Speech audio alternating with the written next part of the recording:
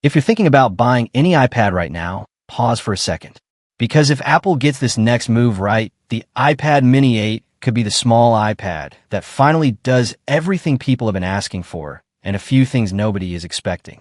Let's get one thing clear up front. As of today, Apple has not officially announced an iPad Mini 8. There's no press release, no Apple event, no confirmed specs. What you're about to hear is based on leaks, Apple's recent moves with the iPad lineup, and some very realistic, educated guessing. So instead of wild fantasy, think of this as the most likely version of the iPad Mini 8 that Apple could actually ship and whether it's worth waiting for. If you've ever used an iPad Mini, you already know why people obsess over it. It's that just right size, big enough for real work, small enough to throw in a bag, a jacket pocket, even a big hoodie. For travelers, students, commuters, and gamers, it's the only iPad that truly feels like a handheld device, not a tablet you have to baby with both hands. But the current Mini is showing its age. So the question is, what would Apple have to do with the iPad Mini 8 to make an instant buy for you? Let's start with the thing you notice first, the design and display. The Mini already has that clean, flat-edged look, but imagine Apple finally pushing it closer to the high-end iPad Pro. Thinner bezels, a little more screen, and almost the same footprint, and a panel that doesn't just look nice, but feels insanely smooth. One of the biggest wishes people have is promotion. That 120 Hz refresh rate that makes scrolling feel like you're moving paper, not pixels. Is it guaranteed? No. But Apple has slowly been trickling pro-level features down the lineup. If they want the iPad Mini 8 to feel like a real upgrade and not just the same thing, slightly faster, a better display is the most obvious move. And yes, that includes finally killing off the jelly scrolling issue that annoyed so many Mini 6 owners. Now think about what's inside. The current Mini runs on older Apple silicon. It's still good, but if you've seen what the newer chips can do in the iPhone and iPad Pro, you know there's a huge gap. With the iPad Mini 8, we're realistically looking at a jump to a much more modern chip. The kind of processor that can run full desktop-class apps, handle console-quality games, and still sip power efficiently. Maybe that's a higher-end A-series chip. Maybe it's a low-power M-series like Apple uses in the Macs and iPad Pros. Either way, the expectation is simple. No more wondering, can my Mini handle this? The answer should be yes. Editing 4K video on a plane? Yes. Running multiple heavy apps side by side with external display support? Yes.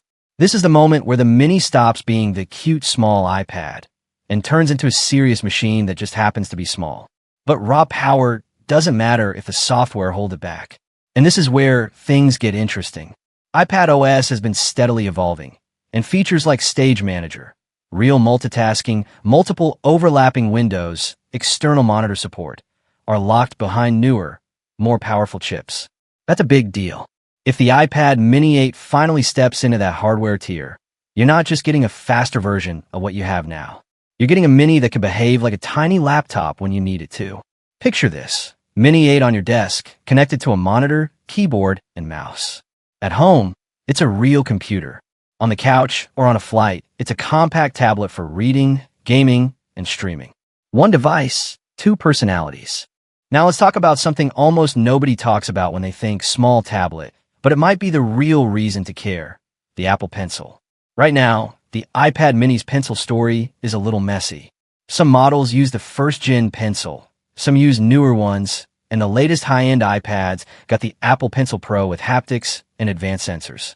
If the iPad Mini 8 joins that club and supports the Pencil Pro, it instantly becomes a killer device for note-takers, students, and artists on the go. Imagine throwing a Mini and a pencil into your bag and knowing you can sketch, annotate PDFs, mark up documents, or brainstorm ideas anywhere with the same advanced tools the pros have on the bigger iPads, just in a smaller footprint. That's the kind of upgrade that changes how you actually use the device day to day. Cameras might not be the main reason you buy an iPad, but they can quietly make or break the experience. Think about video calls. The current Mini still uses that awkward top-edge camera layout when you hold in portrait, but Apple has already started moving front cameras to the long side on other iPads, so they're centered when you use the device in landscape. If the iPad Mini 8 follows that trend, your Zoom and FaceTime calls suddenly look less like you're staring off into space and more like you're actually facing the person. Add in center stage, which Apple already uses to automatically keep you in frame, and a better sensor for low light, and you've got a seriously useful little communication device. On the back, even a modest upgrade to the main camera and better image processing means document scanning, whiteboard capture, and quick AR demos all step up without Apple needing to turn the Mini into a camera device. Connectivity is another area where Apple tends to quietly improve things each generation. For a US audience, this matters a lot if you travel, commute, or work on the road. Expect the iPad Mini 8 to lean into newer wireless standards, faster Wi-Fi, more reliable 5G with better band support, and maybe even Wi-Fi 6E or newer in the mix, depending on the timeline. What does that actually mean for you? Faster downloads at the airport, better cloud gaming when you're tethering, smoother video calls from a hotel. It's not the kind of spec you brag about to your friends, but it's the kind of upgrade you feel every single day. Battery life is where Apple usually plays it safe, but the chip efficiency gains over the last few years have been huge. The iPad Mini 8 doesn't need a dramatically bigger battery to feel like a big step up. It just needs to last longer under real-world, heavy use. Think streaming, gaming, and multitasking without watching the percentage drop like a rock. And with USB-C now standard across the lineup, faster charging and better compatibility with chargers you already own are basically a given. If Apple really wants to go further, MagSafe charging would be the dream. Drop it on a stand, pick it up, no wires.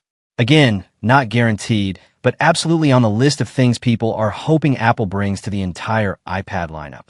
Then there's the question of storage and price. Apple loves to tempt you with a low base price and then give you almost no storage on the entry model.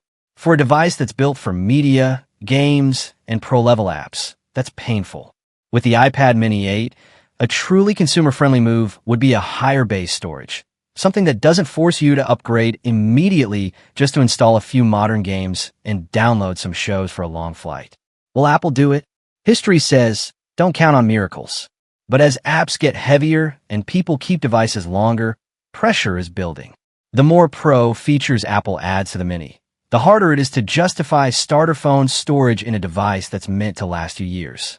So who is the iPad Mini 8 really for? Picture 3 types of people. First, the traveler or commuter who wants something lighter than a laptop, but more capable than a phone. For them, the Mini 8 could be the perfect travel companion.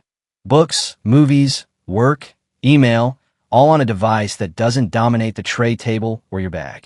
Second, the student or professional who lives in notes, PDFs, and documents. Paired with an Apple Pencil Pro and modern multitasking, the Mini 8 could become the digital notebook that never leaves your side. Third, the gamer and creator. With a modern chip and a better display, Apple Arcade games, cloud gaming, drawing, music apps all suddenly feel much more serious on a small device. If you've watched all the way to this point, you're clearly someone who cares about getting the right device, not just the newest one. Take a second and think, what's the one feature that would make you say, okay, that's it.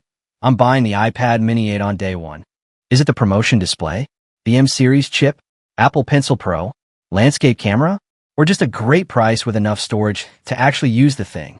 Because in the end, the most exciting part of the iPad Mini 8 isn't just the specs.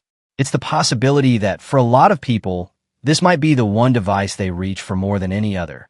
Not because it's the biggest or the most expensive, but because it's the one that quietly fits into every corner of their life.